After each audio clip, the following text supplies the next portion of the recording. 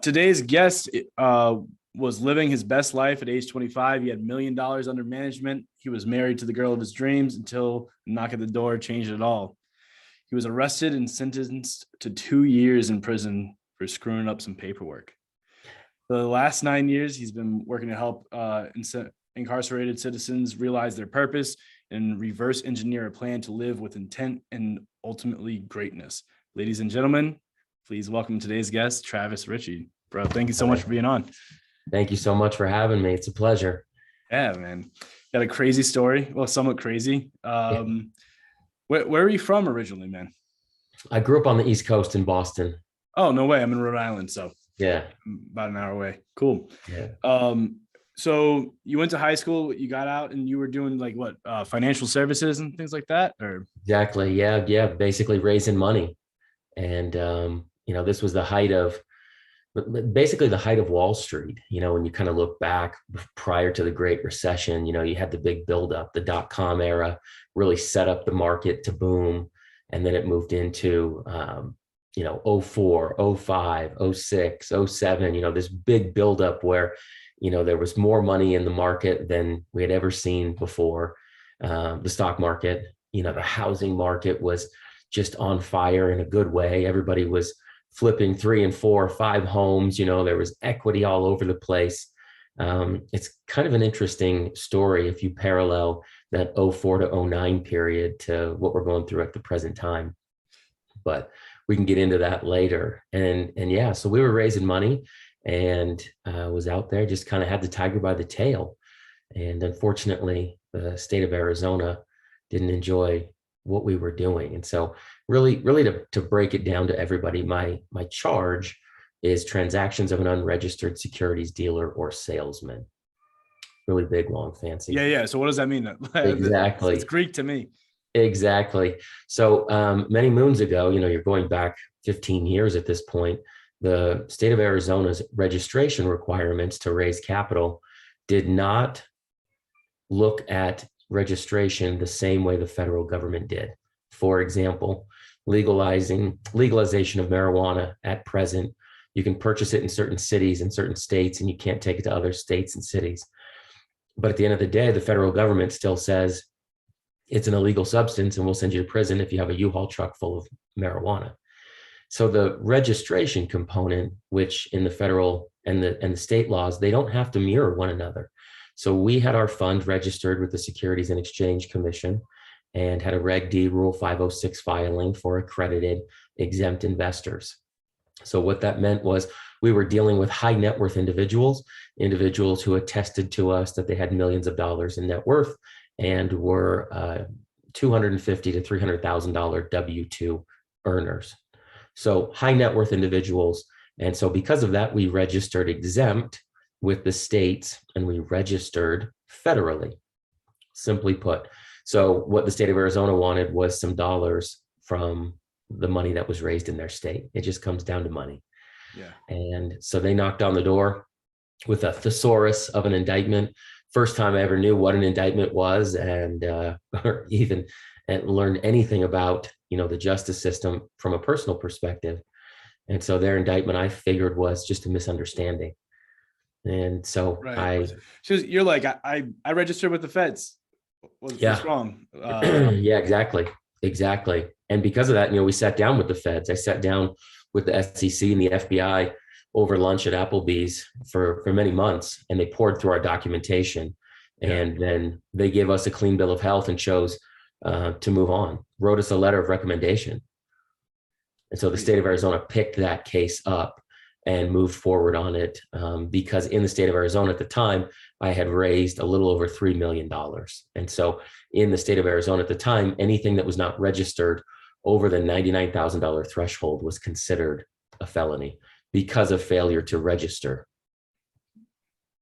So, I mean, that's just like a clerical error, and you had to go to prison for it. That's wild. So what was it like, the court process and stuff? I mean, like, did they put you in handcuffs and bring you to jail, or was it like white collar? What was this like? It's not like you got busted for heroin and they put you put your hands behind your back and part you in. It was more of like this conversation they're having with you over time. Yeah, No, you're right. That conversation actually lasted about 6.5 years. that's So insane. yeah, the charge was from '06, and I didn't actually go inside until 2012. And, we had fought the case for many, many years, and just became really exhausted. Up until that point, I had never been formally, charged or formally arrested with anything. I'd never been put in handcuffs, and, was never led away, kind of ducked out the back of a courtroom into a SWAT car, none of that stuff.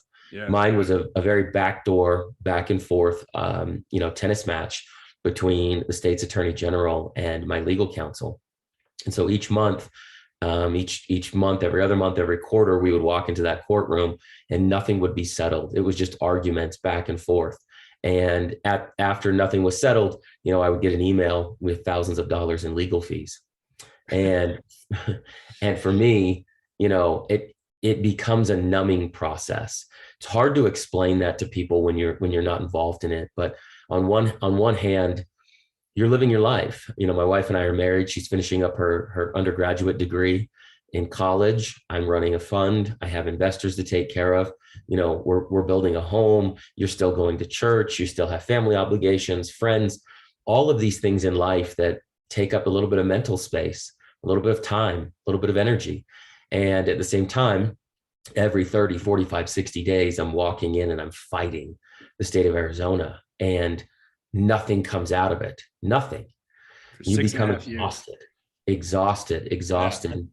So my wife and I got to the point where we just said, hey, whatever's coming cannot be as bad as this. This is never going to end. I'm in the blender, and I'm just never going to get out of this thing. So anyhow, we put it before a judge in January of 2013. And that judge, his words to me in that courtroom, he used a lot of my background against me. He used the education component. He used my pedigree. He used my ability to raise as much money as I did at a young age, used all of that against me, and said that I basically should have known better to register, especially with a legal team and counsel, and said because of that, he was going to make an example out of me. And at That's that what point, it sounds like, right? I mean, like, yeah, I think it's 2 years in prison for like literally paperwork. You'd think they give you like a yeah. slap on the wrist, some fines or something. Like it does sound like you pissed someone off and they wanted to, 1,000%. Yeah, that's exactly what happened. And when you read those court transcripts, when you hear that out loud, that's something like that happens on an HBO show. right. Exactly. It's not your life, and it's not something that you say out loud. And it's definitely, when you're looking at the justice system, there's two ways to view it. You can either view it from a punitive lens, which is like a punishment, or you can view it from a rehabilitative lens. And for me, up until that point in my life, and now fast forward a decade later, everything that I'm focused on and was focused on, was all about reform and rehabilitation. When you're looking at individuals who go and get incarcerated, the idea to kind of put somebody in a corner for an undetermined or a determined period of time based on actions hasn't proven in our society to work well. And what I mean by that, to boil it down, is 8 out of 10 individuals that go and get incarcerated, go to prison, those same 80% of people go back every year. Yeah, the recidivism rate's crazy. Recidivism rates through the roof. And when you start to look over the years, we're building prisons at double the rate, triple the rate in some states from what we've built institutions of learning, colleges, higher education. And so when you think about that and you put it in like everyday context for the folks that are listening, if you had 8 out of 10 Delta Airlines fall out of the sky today, honestly, you wouldn't book a flight this week, this month, this year. But next year, you get more people to book a flight, and you get more airplane dollars, and you get more revenue. The prison system is that way. It's so backwards to people. When you have a broken system, a system that doesn't actually serve an end result, a system that does not feed a perfect opportunity for these folks to rehabilitate, but yet every year they get more people and more money. Yeah, well, I think that's what it comes down to, right? From the outside looking in, like I've never been to jail, never been in prison, never been in handcuffs, actually.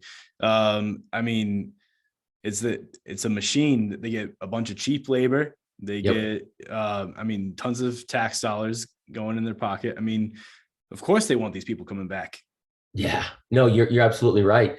You're absolutely right. And there's really no threshold to say, oh, well, Keaton should have made it. Travis should have made it. Why didn't they? Nobody dives into that. Instead, what they say is Keaton's not going to make it. Travis isn't going to make it. And Right. so when you do come back, it's a normalcy. It's not a shock factor. I'll never forget. I was sitting down with a particular state Department of Corrections and was in a big boardroom walking through the reentry curriculum that we were putting into their state. And one of the deputy directors looked at me and he said, boy, he sat back in his chair and he said, boy, you're 1% of 1%. I'm really, really proud of what you've accomplished. And I took that in for a minute and I said, hey, thank you.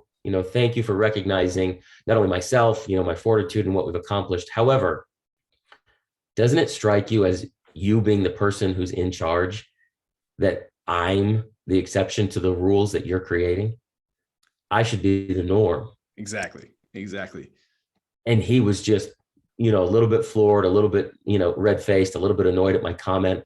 But that is where, when I was incarcerated, that's where my purpose came from. When I went down, I was sentenced to 2 years. And so I often talk about that 17,520 hours becoming, Right. the precipice of what's next. I didn't serve those full 2 years. I served 15 months of those full 2 years. The state of Arizona had a shortened good time period. And then from there, I also had some early parole credits based on, what I had done inside. So I ended up serving 15 months. And I'm a math guy, I'm a numbers guy. And so I like to kind of break it down. If anybody out there, if you've read Malcolm Gladwell's book a long time ago, he talks about, in order to become an expert in things, you need 10,000 hours. Right. And ironically for me, that 15 months plus or minus on the math adds up to about 10,000 hours. And so when I was inside, I said, okay, what's really going to come from this? How am I really going to change other individuals' lives? Because every single one of us holds the pen to our script in life. Every single one of us can change the story. We wrote the script. Now it's time for us to change that story. And so as I started to unpack this while I was inside, I realized that reducing recidivism is a big fancy buzzword. There's a lot of celebrities involved and there's a lot of money that's poured into it. Right. But the way that I help reduce recidivism is by taking the incarcerated citizens and having them realize their purpose. And then we reverse engineer their plan so that they can live with intent and that every day they can feel greatness. And so I will tell you, over the last 10 years, so many of my friends that are behind the walls who are incarcerated live a more meaningful and a more purposeful life than so many of my friends out here in society. And it's all goes back to one word, and that one word is identity. Your self-image, or what? Go ahead. Your self-image, or like what you believe yourself to be, or what do you mean? 1,000%. Yeah. Yeah, your identity. What is it that you say I am? So many of these individuals behind the gates will tell me, I am a drug addict. I am I am a felon. And so for me, I reframe that entirely. I want you to understand that something on this planet is divinely meant for you, and that you're here as a miracle. That's it. You are a 400 trillion to 1 chance of being born this decade, this century in America, to your parents with the DNA and the God-given talents that you have. And so every single day you have to wake up knowing that you have this unique identity. Stop telling yourself this false narrative that you're a felon. Stop telling yourself this false narrative that you're an addict. I want you to wake up and reframe that conversation in your mind. So every day when you wake up and brush your teeth, you say, I am successful. I am the best father that ever lived. And so when we give them a plan to reverse engineer it, I have them whiteboard it. And we do this for our clients that are on this side of the fence as well. So many people can't even tell you what they want for dinner tonight, or you know how you go out with a girlfriend or a boyfriend or wife or husband, and you go, hey, where do you want to go to eat? Everybody says, I don't care. Right? I don't know. I don't care. And then when you get to the table, they're like, hey, what are you eating? Yes, exactly. We can't even make that. We can't even figure out what we want to eat, let alone what we want to do with our life. Right. And so we start to misunderstand our purpose. we start to get into this 9 to 5 grind. We start to look at other people. We compare someone's chapter 3 to our chapter 1, and we start to use buzzwords, depression, anxiety, overwhelmed, stressed out. All of that is just a reaction because what's in your mind doesn't reflect what's in your life. And so when you look at your life and you go, oh, I should be skinnier, I should be richer, I should be married, I should have more kids, I should be pregnant, whatever it is, then you, because of all your shoulds, you never took any of those shoulds and turned them into musts. Interesting. That's your identity. That's cool, man. Yeah, that's true. I mean, like, it's one thing to just say, I'm going through a program where to talk about this thing called a knowing doing gap, right? There's a lot of things that you should be doing, but you don't actually do them. And interesting. Yeah. And then the closing that knowing doing gap is like the secret to, living to your fullest purpose or, reaching your highest identity. And what they say is that knowing about the knowing doing gap doesn't fix shit. Yes. It's changing your self-image. Yeah, your identity. Your self-image is what closes the knowing doing gap, which it just blows my mind, is that like just awareness is not enough, No. Yeah, that's really, really cool, man. I definitely want to get into like what you're doing now, but I'm so just out of curiosity for myself.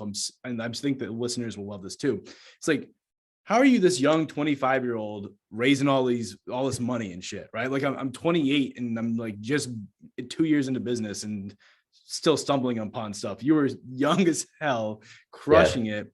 What was that like? And how did you get your foot in the door? And why were you the one who was prosecuted? It was your company. It was like, how did you get there? And then I also want to hear about how it was in prison too. But for sure. Yeah. I mean, honestly, it was always my trajectory. Since I was young, I've always had an entrepreneurial mindset, whether it was the lemonade stand out front or always trying to grind. I at a very young age, would figure out what was needed in the community and how I could broker it and how I could be involved. And so, even before school, at the age of 14, 15, 16 years old, I would be on the phone. I worked for a company, a diamond blade company, construction company, and they would let me work on commission. And, I would be on the phone beforehand selling guys East Coast time so that, talking to them about construction opportunities and talking to them about diamond blades, talking to them about their buzz saws. This was prior to me even driving. That's and crazy. So I would try to sell like a baker's dozen, which was a 12 pack of blades, with a free saw every morning. It was $4,700 and I would get a 10% commission on that. And so, this is at a very young age, and it was always just for me what I wanted to do. Business became very natural for me. I could understand that almost everything was the same. I needed to either sell more or spend less, and now we have a lot of optics and buzzwords around social media. But 20 years ago, I just knew we needed to get the marketing message out. I knew that I could sit down, talk with people, build a rapport, and have them understand why our product was superior or why our idea was better. So that entrepreneurial spirit was always engaged inside of me.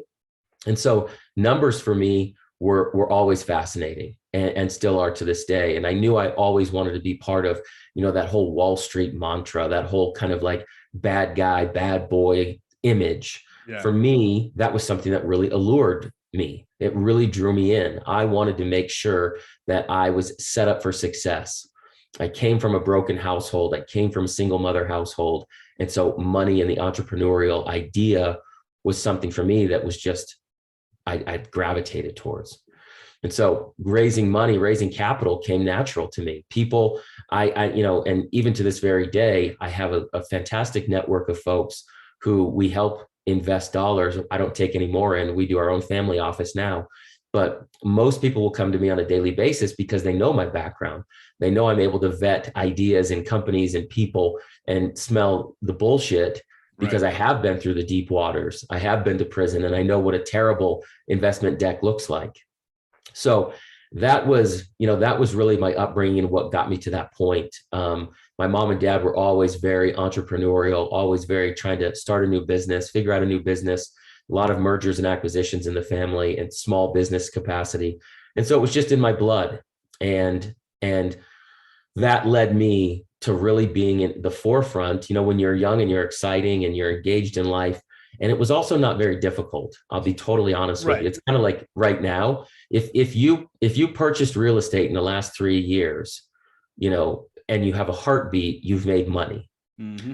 And so you have a lot of people out there who've purchased 4 or 5 or 6 pieces of property, and they've raised 40, 50, $100,000 from family and friends. And now they consider themselves like real estate moguls and flippers. Right. And so that is, it's not that hard. I don't want to discount that process. What was it like in prison? Boy. Wait. Before, how are you getting, I mean, like, how did you get people to take you seriously when you're younger? Let's say there's like a younger crowd listening to this. Yeah. And they're like, man, how do I get on the phone with someone and get them to take me seriously? I haven't done anything. Yeah. And I think that's the key right there, that you haven't done anything right now. What I would suggest, if anybody's listening and you are young and you really want to, whether it's raise capital or look for investors, or you have a great idea that needs money, a couple things I'll tell you. Raising capital, I always look at the jockey. Whenever I invest in anything, and we invest in companies every month. So if you have a great investment deck, or you're looking for hard money loan or whatever it might be, you can reach out to us. And if I'm not able to do it, I can put you in touch with people that are. But if you're young and you're looking for your tribe, what I would suggest is that you make sure everything that you're putting out to the world is authentic and honest. So if you have the desire to build a real estate portfolio, for example, I would find the one house or the one duplex or the one fourplex that you're going to purchase, and then reverse engineer that start to finish. Make sure that you take photos of it. Make sure that you document your journey. If you're going to rehab it, make sure that you go through the laundry list of items and the price points at the rehab costs. Make sure you take photos of the rehab, because what that does is it gives you this social proof. And most people will come to you and say, okay, let's talk about what you've done. And if your track record isn't super deep, then people like me, investors, will look to the jockey, and they'll say, what is this guy made of? What is this guy or this gal? What have they done? And what are they capable of doing if we just pour a little gasoline on their fire? So don't think that you need to have a number of home runs or grand slams on your resume. You just need to be authentic and honest. And you just need to come through with every single thing that you've told people you would do. Got it. That's great advice. Great advice. Speaking of which, remind me afterwards, I got to connect you with someone who's got a software thing. Maybe you could help him out, get some funds his way. Sure. He's been around the block. So,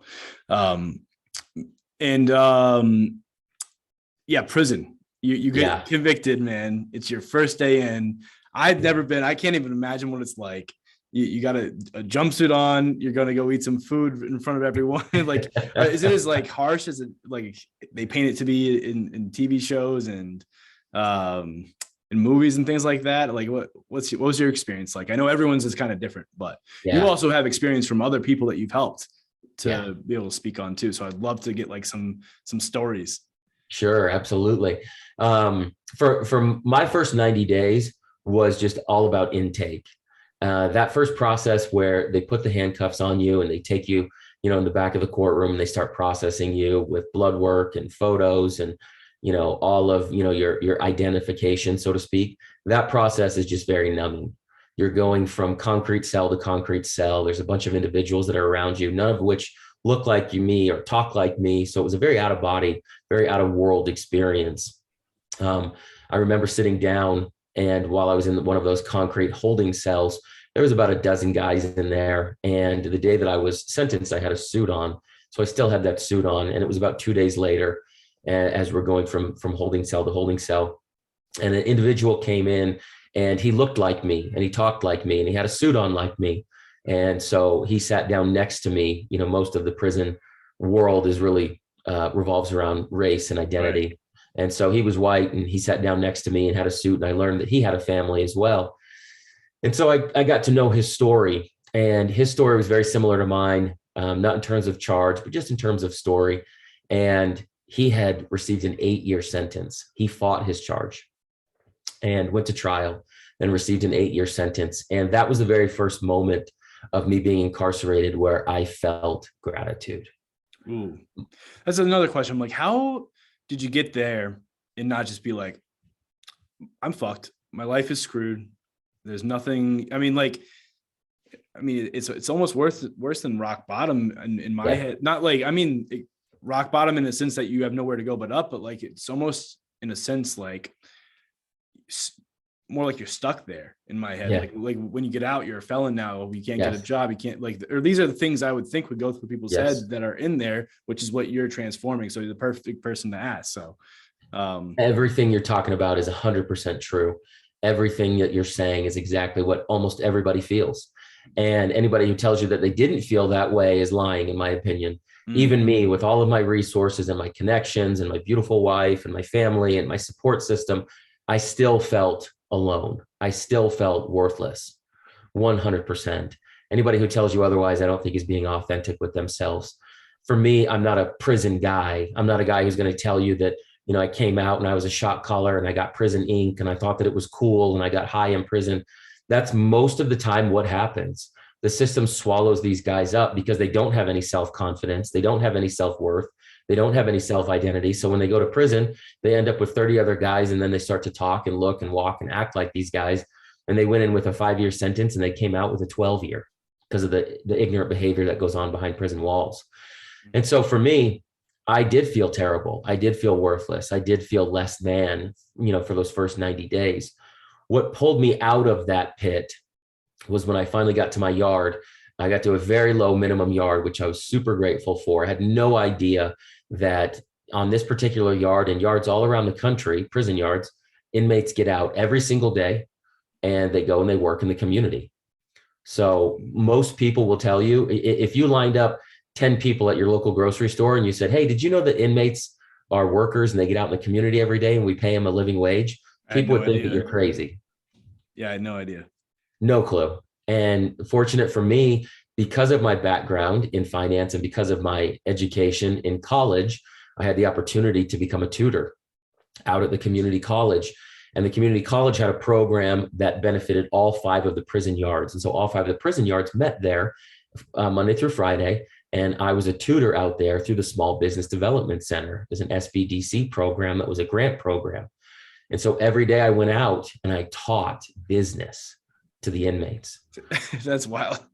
Crazy. So you got an inmate going out to community college, just teaching people about business. Yeah. There were other inmates. Yep. There were other inmates just like me, but all 5 yards, congregated there. Yeah. And it gave me 8 hours a day to feel normal. That had to be a huge blessing. Huge, humongous blessing. Yeah. Huge. That's what pulled me out of the pit, to be honest. And when I really started to realize that I could change the narrative for these guys, so many of them were entrepreneurs. They were just selling dope. Right. Exactly. And so they were in the wrong area. And so I'd say, man, I can fix this.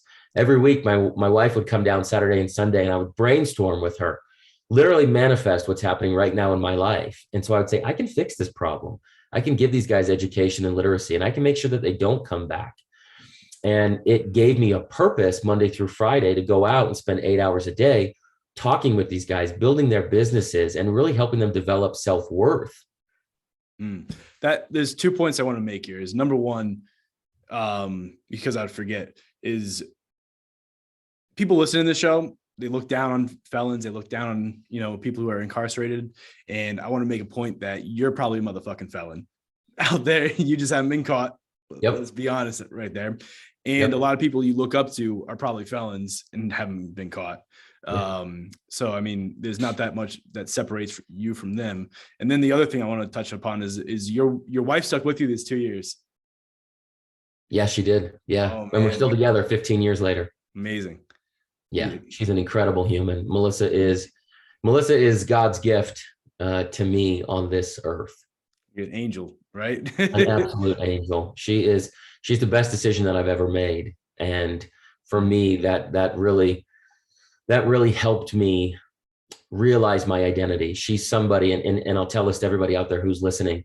When you're looking for a spouse, when you're looking for a significant other, so many of us are looking for somebody who's like us. And there's an unhealthy codependency there, in my opinion. Melissa, to me, is somebody who allows me to spread my wings and at the same time gives me my shine in the public, but then also allows me to be calm and gives me perspective on a nightly basis. How do I become better? How do I become more present as a father? And Melissa's whole goal in life is to make sure that her as a mother and me as a father, that we raise these 4 kids in a way that is epic, in a way that lets them know that they have love, that we have uncomfortable conversations at our dinner table, but that we make sure that our kids have an intestinal fortitude and that they realize that they have a unique purpose here on earth, and that we can, as children of God, we can live up to that identity, and it's our obligation to do so. Yeah, speaks to me as a father. I got 2. So yeah, it's always trying, as an entrepreneur, you get caught up in like self-development quite a bit. I had the hardest time figuring out how to translate that at home. Granted, my oldest is 5 years old, but Okay. like trying to make it understandable for them and in a way that's not just like condescending, but gets them excited about it. And Yeah. it's something I'm definitely evolving at. So if you have any tips for parents out there to sit down and with their kids and not motivate them. Motivation's not the right word. It's like a mixture of like love, but wanting the best for them. I don't like, how would you? Yeah. I think, I'll tell you what I've learned, having gone back in prison, for the last 10 years. What I've learned is that so many of the failures of the father figures in this world really lead to some poor choices, and really are the reason a lot of people are incarcerated. If you really unpack their why and when they took a left turn, so much of it was because the father wasn't present, or the father didn't realize what his purpose was. And so for me, I want to make sure that anytime I'm having a conversation with my kids, that we remove limitations and barriers. That's where I encourage my children. I've got a 6-year-old daughter, Kennedy, who will run a corporation one day. She has a very big mind and a very powerful heart. And, she'll come in from kindergarten, from first grade, kick open my office door and say, all right, I got to start a dog walking business. There's 6 dogs in the neighborhood. And I foster those environments. And so I know that there needs to be some tough conversations that are had, and parents, fathers need to have those tough conversations. You look at finance, you look at physicality, you look at just general gratitude. Those are things that I talk about with my kids. When I grew up, we didn't talk about money. And so if we don't talk about money, then where do you learn money? If nobody's teaching you money, and nobody's telling you how much money they make, and nobody's telling you how to make more money, where do I learn those things? But yet we want all of our boys to be successful. Right. That to me is very interesting. And so I make sure I have those conversations with my boy and make sure that he understands how much money it takes to make a good life and what opportunities are out there to make money. And those are conversations that I have. And he's 10. And like I said, my daughter's 6. And we talk about uncomfortable conversations on a daily basis when I'm with them. One thing that I've learned for the parents that are out there, one thing that I've learned, and I learned this from a mentor of mine, and he said to me, every time I'm in the car, I turn off the radio. When my kids are with me, I turn off the radio. I make sure that I just have a conversation. If it's 5 minutes to practice, or if it's 35 minutes, to run errands, I make sure that they know I'm here for them. And I make sure that, more importantly, all of my kids hear all of my phone calls. When I'm talking with people, it could be business, could be finance, could be investments, could be a mother that's going through some things that her son just got incarcerated. All of my phone calls are on speakerphone. I want my kids to hear both the positive side of life and also the things that can happen if you make poor choices. It's great advice. And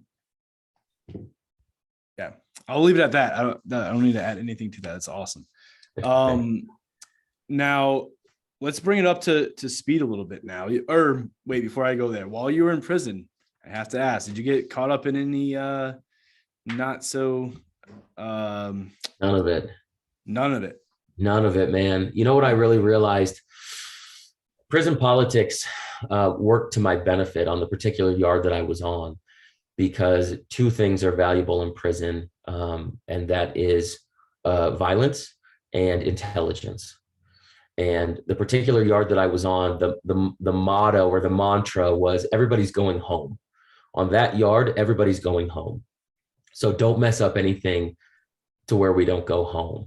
So fortunately for me, the violence portion of it really didn't fit into the yard that I was on. There's always prison politics, no matter what yard, however high, however low, but ours was very calm. Now, the second part that really benefited me was the intelligence portion. Once I really established myself both at the college and then on the yard, I became a wealth of information to these guys. They wanted to learn, how do I set myself up for success, and where do I go to invest, and what stocks would you pick? And so I would just start walking the track, on the workout yard, and these guys would come up to me and they would gravitate to me. And so we'd start a dialogue. And so what I learned then was, if I was turning these guys' minds into positive conversations, then it would eliminate the possibility of moving into the negative. And so a lot of the tables that we had on the prison yard were talking about things that we were going to do outside of there after we got out, really optimistic conversations. And so for me, luckily enough, I had 5 days a week where I left that yard and felt normal, like I talked about. Right. But those other 2 days, Saturday and Sunday, were filled with my wife coming down and visiting me. And so for me, my 7-day experience was not terrible. The food's horrible, the clothing's terrible, the conditions are wretched. All of that is very true. Mm-hmm. But I still every day woke up in a space of gratitude, knowing that I was getting out. Got it. So I guess it does bring us to like now. So you got convicted mindset, right? Is that what it is? Convicted mindset. Yeah, convictedmindset.com. Yeah, that's our coaching program.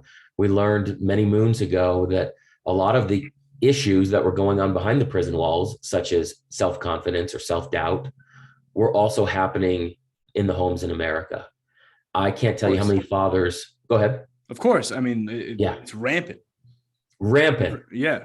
Yeah. And you're totally right. And I'm telling you, more of my guys in prison lead a more purposeful life. I can't tell you that. And there's people listening to this right now who either will do this or know of somebody who does this, who pull into the office today and think of the 100 reasons not to get out of the car. Mm. There's guys that will drive home into their neighborhood and will circle the block because of the level of anxiety that they have. They don't want to go back home. These are real things that are happening, and guys don't know how to deal with it. So what do? Is we typically self-medicate. Sometimes it's alcohol, sometimes it's pills, sometimes it's porn, sometimes it's social media, whatever it might be. We pour ourselves into this self-medication because it's a salve. It makes us feel a little bit better about our conditions. Because if we as men start using buzzwords like depression, well, then you're just going to be a sissy. Right. We can't be depressed. So we have to pour ourselves. I'm just working 60 hours a week. I'm working 70 hours a week. I don't have time for T-ball. I can't really get to the gym. I feel like crap. All of this habit that you formed because your life doesn't mirror your reality. What you have in your mind doesn't mirror your reality. And so you become frustrated. So what does someone do about that? Man, so many things. Where to begin? Yeah, exactly. Where to begin? What's the first thing you tell someone to do? Man, the first thing I would do is I talk about vision creation. Sean and I have a program where we walk guys through vision creation, whether you're in prison or in society. What is it that you want to get out of life? Right now, sit down at the top of a piece of paper, put the number 78. We typically get 78 of these birthdays. Us, North American white men, live to the average age of 78. And how many of those birthdays have you already used up? I then put that into perspective really quick. What are the 2 things that you want to get out of this life? And most people will tell me, I want to be a good dad. Great. It's a good starting point. It's a terrible goal. There's no vision there. Okay. What does that mean? Does that mean that I want to pick my kids up every day at 3:55 out of school? Does that mean that I want to make sure I cook dinner every night at 5:30 and have a family dinner at a dinner table? What does that mean? What is that vision that you want to create for your life? And so I don't want you to come and tell me that you want more money. That's a lie. Money means something to you. That's what I want to pull out of you. And so, like I tell people all the time, if you've wondered, if you've pondered about your life purpose for a long time, if you want to build a business, if you want to start something new, there's a zillion resources that are online or at YouTube, or, there's even a group you can join, or you can buy a course. The resources are not what's stopping you. It's your identity. It's your scared. It's your lack of clarity. Mindset. It's your exactly. It's your self-worth. And so you have to let go of all of that. All of that you have to let go, and you have to get super clear. What is your vision? What do you want to create for this life, for those next X amount of birthdays until you hit 78 and you expire? So what's an example of a good goal? A good goal? Yeah. Man, my goal, like I'll give you one for me. Yeah. I want to have enough money to where I don't need somebody or some corporation to dictate what I do during the day, so that when my kids need me, before school, during school, or after school, I can drop anything and be present. Without having any repercussions financially or Zero. Yeah. That's zero. Good. It's clear. Very clear. Right. That's how I structure my day. That's exactly what I want out of my life. I want my kids to know if they text me at 2:35 on a Tuesday that I'm there, and I don't have something that has pulled my time away and I'm trading time for money. That's good. Now, if my goal was, let's say I want to have enough money so that, like, traveling or going and doing the things that I want to do is not a sacrifice, right? Yeah. Like, if I want to go visit my my brother in California just this weekend because I feel like it and I want to bring my daughter, without even thinking about it, just going and doing that, would you say that's clear enough, or like is there still like some gray area that I could refine that to make it better? Definitely still some gray area in there that I would refine it. So what, like when you say you just want to be able to take off? Yeah, I mean, I think it's the freedom aspect I think it's a lot of what you're saying. Like, it's more of just like the ability to make a decision without any influences of, like, I don't want to have to say no because of finances. And I don't want to have to say yes because I'm saying yes because I can finally afford something. You know what I mean? Yes, 100%. And so for me, I would start to look at like your life, for example, and I would put expenses on one side of a piece of paper and revenue on the other side. Sure. I would eliminate any expense that you are carrying for other people. So many people are carrying another expense for other people that they don't know, who they don't care about, in the form of like a car payment. If you're driving around in a vehicle that doesn't serve you, and that vehicle is making you work towards something that doesn't serve you, I would start to eliminate those expenses.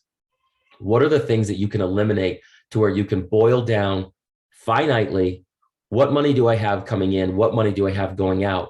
That's where I would start, step one. Step two is any money that you have that is now coming in over and above your expenses, your fixed expenses, the stuff that we've gotten rid of, I would now start to invest those dollars to where you get to a point every year where you're investing so much that your monthly expenses are now exceeded by your investment revenue. How do I know where to invest? Great question. Depends what you want to do. I tell people there's two ways. So number one, most people will come to me with two of the bigs. It's stock market and real estate. Real estate, right? Yeah. Yep, exactly. And so I'll walk you through a couple ways. Number one, if you're looking for a retirement account, like just a good general, where do I invest in the stock market? I always refer everybody over to the Vanguard accounts, which are target date retirement funds. A target date retirement fund is exactly what it sounds like. What's the date that I'm going to retire? 2050. All right. Vanguard will put together a portfolio mix that will put your stocks and your bonds into a mix that's aggressive now and becomes less aggressive as time goes on and you get closer to that retirement age. It's a set it and forget it. So number one, target date retirement accounts with Vanguard. That's where I would start with everybody. Pick your target date retirement. Start with $1,000. You can start today at vanguard.com and you can start on your journey to retirement freedom. That's the first way. Second way is in real estate, is a company that I enjoy. I have no ties to this or anything. I don't have a promo code or any of that crap, but it's a real estate investment company called Fundrise. It's all one word, fundrise.com. They are a real estate holding company where they aggregate investors. They put investors together, and the investors will invest together on a particular asset. So, for example, they're going to raise, I'm just using round numbers here, they're going to raise $3 million for an apartment building in Tulsa, Oklahoma. And you look at that and you say, okay, I like this rate of return. I like where this apartment is going. I know some things about Tulsa, whatever it might be. And you can invest as little as $1,000 into that apartment building. And you can start to get a quarterly return from that apartment building.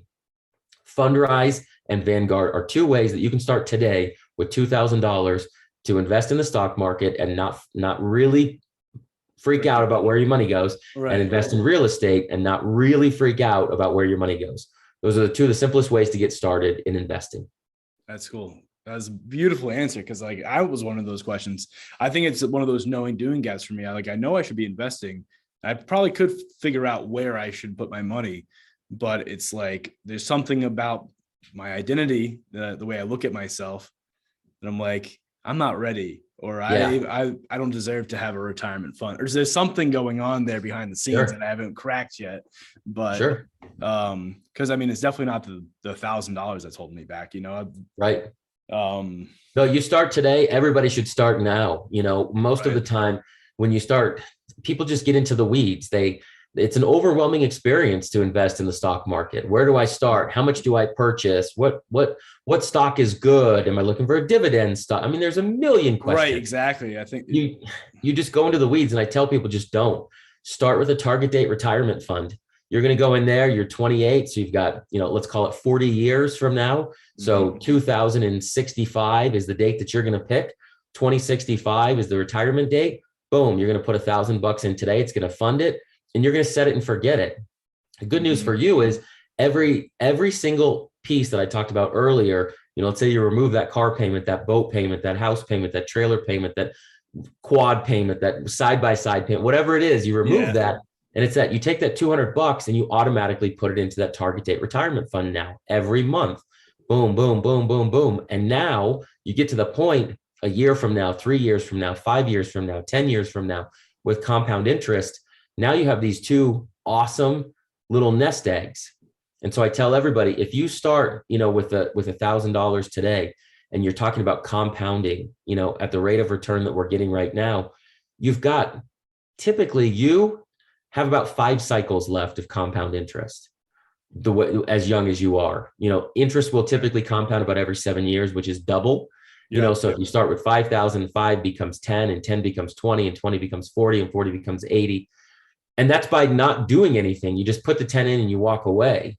So you put 10 into investments, you put 10 into real estate. You got these two little $80,000 pots when you retire. And as goofy as that might sound, you're talking 160 grand in cash. So how many of those $10,000 pots can you accumulate in your life? That's where I take people's power to. Now reverse engineer it. All right, a $10,000 pot may sound like a lot, but it's plus or minus $800 a month.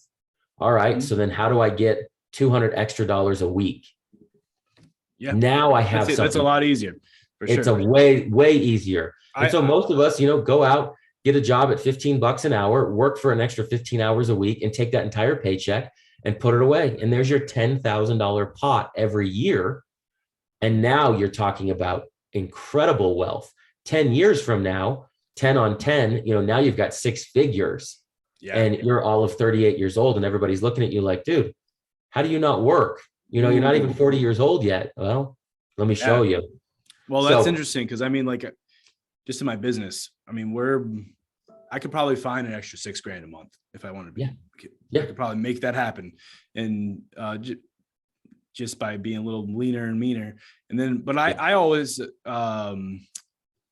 I think I'm more of an abundance mindset than the limited mindset, where a lot of people will tell you to cut your expenses like you did. I think it's very practical for people working a 9 to 5. They have a salary and things like that. Go and cut your expenses down, because you're fixed working your 40 hours a week. Correct. Like a side hustle going on, or work that extra, 2 days, 10-hour days on the weekend with your $15 an hour, and put that somewhere. But I would rather say, go find 6 more clients. Yes. And pay for the cost of those clients and then put the rest of the profit into something like that. Because that's crazy. I never even process. It's great to have a conversation with someone who knows what they're talking about. Because I mean, $10,000 a year is like, it's really Nothing. like not that much. It's nothing. I mean, No, I don't. it's not. You figure the average car payment in America is $781. Yeah, that's crazy. There's your 10 grand. There's your 10 grand. Easy. Easily. And that's without really changing much, right? No. So no, there's ways to find it. And so I tell everybody, you take your 10 grand a year, you put it in retirement, you take your 10 grand a year, you put it in real estate. 10 years from now, you're going to have $200,000. Yeah. I mean, I have to talk to you offline or something. We'll get something straightened out. Or I'll just go to Fundrise, or I'll go to the Vanguard. There's so many. Honestly, if anybody has any questions, yourself included, I mean, you can Google me. My cell phone's all over the internet, unfortunately, at this point. But but honestly, whether it's whether it's anybody who's listening, if you have a question, you want to start a business, you want financial advice, and I'm not giving you financial advice from like a CPA perspective, just from a guy who's lived it, from a guy who invests in dozens of companies and lives my life by the mantra that I do have freedom. I have physical freedom, spiritual freedom, mental freedom, financial freedom. Those things to me are priceless. And if I can teach what I've learned with all the scars on my back, and I can show you how to do it, that just makes me happy. So, convictedmindset.com, you can drop us a line, and more than happy, just tell us in the subject line what it is that you'd like to chat about. I'll jump on the phone with you for 15 minutes, whoever, and be happy to walk you through what we've been able to do. That's awesome, man. Let's talk about it too. Where can they find you on social? It's at Travis Richey, or what is it? On Instagram is where I'm usually most active. It's I am Travis Richey, RICHEY. I'll link it up in the notes and everything too, guys. So beautiful. Yeah. Our nonprofit organization is accomplishedventures.org. That nonprofit, if anybody's out there who, has a loved one that's incarcerated, or is going through, a justice impacted perspective, if you're looking for resources, that's our nonprofit. It's at accomplishedventures.org. And if you're an individual who's on this side of the fence, who just is dying to get the most out of life, personally, professionally, financially, mentally, physically, convictedmindset.com is the place for you to go. We have a 52-week program where we walk you through how to become great. Ooh, sounds good, man. I have like a few questions that I always ask all my guests, and I just want to get your perspective on it. So, and then we'll wrap it up. Okay. Yeah. What's the biggest regret you have in your life, and why? Wow. Biggest regret that I have in my life is going to be being away from my wife for 500 nights. Yeah, I bet, man. Yeah. You don't even need to go into why. That's a tough one. When you really love someone, it's challenging. Yeah. No, that, and I'm a cuddler, so it was tough. You didn't want to do too much cuddling in prison. No, zero. No, thank you. If you could go back in time, you only get 3 sentences to tell yourself. What age would you go back to and tell yourself, and what were those 3 sentences? Man, that's a great question. What age? I'm going to say I would go back to 12 years old. Wow. That's really when my family life started to fall apart. I would say my 3 sentences I would tell myself: greatness is an obligation. Christ kept the scars, and fall in love with the process. That's good, man. That's good. Is there anything that the listeners could do to support you? You've already given a million ways that you can go and help them out. And then in just this episode alone, I think there's so much value, and I learned a lot. So is there anything that we can do to support you? Can we go buy a t-shirt? Can we go follow you or share your stuff out? How can we? Yeah, just share our stuff out to the people that need it, honestly. And the best thing that you can do to support us is just stop living a mediocre life. Make sure that I'll leave you with this. We all run around every day using the F word, and that F word gets us into a lot of trouble, and that word is fine. The F word of life that needs to be removed from your vocabulary is fine. You have an identity that's inside of you that other people need to know about. You have a story that needs to inspire other people. You have gone through a pit. You have gone through some trials, some tribulations. You have some scars, and all of that process needs to be shown and told and inspired so that other people can go through their process the same way. And for me, when you walk around telling everybody that you're fine, you really lose out on the gift of life, and other people lose out on your gifts. Ooh, so good. That's good, man. I'm gonna wrap it up. I do this for free. It's the same reason you do what you do. I think I want to go and help people. I want people to have access to people like you and all the other guests I've had on the show. Just because, I mean, a big part of my progression, a lot of people who've been listening, they know I used to wait tables at Red Robin 2 years ago, and I was going to become a restaurant manager. And what got me off my ass is I found a self-help book, The Slight Edge, and the office manager there had it, and I took it and I read it. I stole it.